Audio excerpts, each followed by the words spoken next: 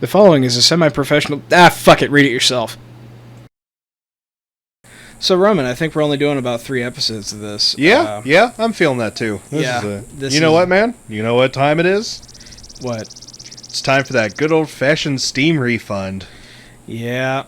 God, we love you, Steam. After the 3rd episode, I'm gonna fucking quit this, and unless it's really goddamn grabbing in the next 20 minutes. Sometimes somehow grips you. Yeah. I'll say this much, though. I was talking about principles of guerrilla tactics in the last episode. There is a principle that I have always clung to. Whenever you have throwing knives that are separate from, like, a melee weapon in games, that's fine. But in real life, the principle is that you never throw your last blade. It doesn't matter if it's balanced for throwing, if it's not a very good stabbing weapon, if it can cut, and it is by any definition a knife, you do not throw it if it is your last one. The reason for that is if you ever get into close quarters, you've always got it, and if you need it for utility later, you've got it. So you never throw your last blade. The other thing, too, is video games make it look super easy. It is really hard to throw a throwing knife correctly. I'm somewhat of a natural at it. What the fuck? It's the same thing with kind of like ninja stars or shurikens or whatever. You have to be... Alright. You have to be quite skilled. And there's a proper throwing. Okay. Alrighty. This game is fucking stupid. Yeah. So, you were saying... Oh, just talking about like ninja stars, other thrown weapons. That it takes a lot of skill and practice to use them. Which, you know, not to say that there are many weapons out there that take very little skill to use or some training, but I know that was one of the big reasons why like the Gladius or Gladius was such a good weapon was. It was a sword that was easy to wield. It had easy to wield. It had interchangeable parts and was able to be, you know, easily utilized. maintained. Yeah, you could stab with it. You could slash with it. So, oh god, even if you were a soldier, kind of on your first day, and you got into a fight, you could be somewhat effective. Another common myth, speaking on the Gladius, the Ulfbert is probably renowned as one of the greatest swords that's ever... You need to thread the needle there or something? What? Oh, on the fucking... Like shoot the arrow through the hole? Oh, they put the bell there. Oh, fuck. What did I just do? You did something. Wait, does that just change the color palette? It changes the color palette. Go to the other one. It was way better. What? Go to the other color palette. It's not as offensive on the eyes.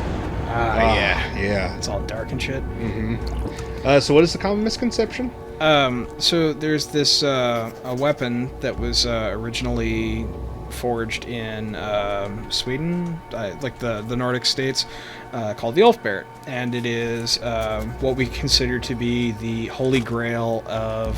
Oh wow, somebody's eye. It is what we consider to be the holy grail of short swords.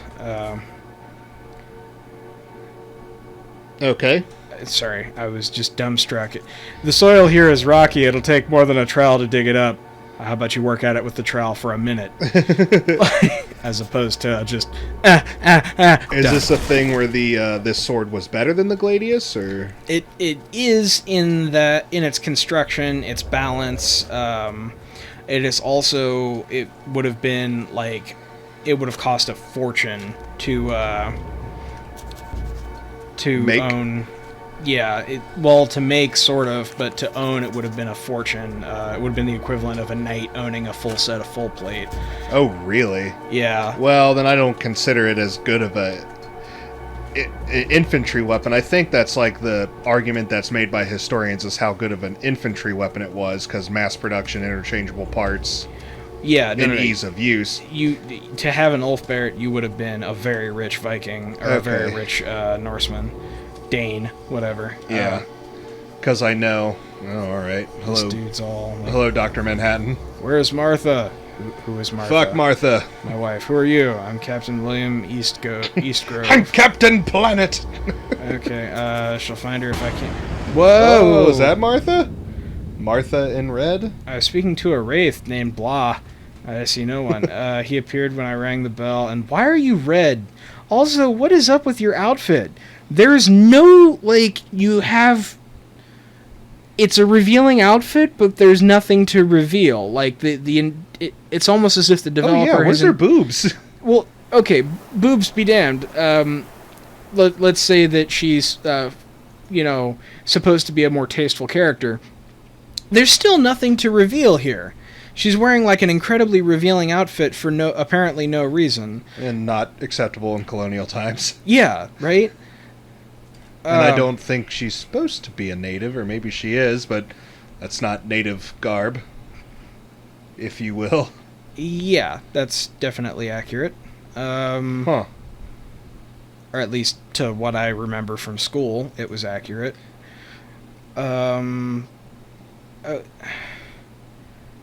Okay. Yeah, this game's shitty. Yeah. No, this is going in the Steam refund bin. I remember that was like a big thing for a while too with...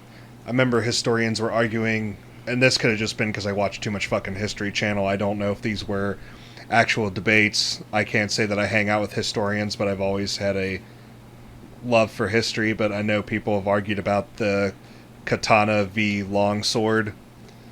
And the thing that I always thought was strange about those arguments was... Well, for one, a katana took incredible amounts of time to make, A. And... B, they weren't very good. Like, they were good in the hands of a well-trained samurai. Even then, it was considered to be a weapon of last resort. Lindy Beige, who is another YouTuber, actually had a big spiel on why the katana was really not that great. Well, weren't original, I guess, not original samurai is a bad term, but isn't there something along the line of the samurai, they usually resort, like, they use their bow first, and it was, if they got close enough, it was kind of a failure, because you were supposed to try and kill them with your bow, not your sword? I don't remember. Yeah. But anyway, what did this YouTuber say about the He katana? basically said that the katana was for the most part, a waste of effort on the part of Japanese swordsmiths because they sort of picked one design and then stuck with it, whereas European weaponry evolved. They tried one design and it didn't work, and they tried another design and that didn't work. Or rather, they found a more efficient design, and then they upgraded to that design, and then they tried new things and tried different ores, and finally they settled on what I believe was sort of the common, like what we now think of as medieval combat weaponry, and they just used higher and higher grades of steel for that as it became available for their soldiers. Definitely depending on the era. Yeah, a lot of people like the Danish design, though, because the Danes came up with the Ulfbert design long before colonial Europe started with their short swords. Grave, that's where this game is going. Yeah, right. Which is another funny thing of, if you're in full plate, you do not need a shield, and yet often... in movies and whatnot, knights are shown with a full set of plate and carrying like a big ass fucking shield.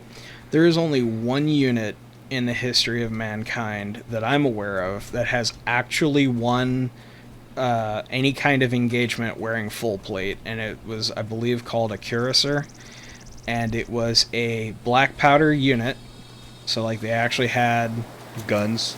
Guns, and effectively... what would you call them? Arquebus, I think is the technical term. Basically, like a Renaissance-era shotgun. Okay. And they had something like that. They were a cavalry unit, so those poor goddamn horses had 200 pounds of man, assumedly, with an additional 100 and 150 pounds of armor. And then 200-pound man would be a stretch for that time, but the armor and everything. The point is, there was easily 300 pounds of stuff Yeah. on the back of the horse. And then they had, well, I guess at the time they didn't know. So I guess it's accurate to the history of the era. But this says Indian arrows, which is not. It's not accurate.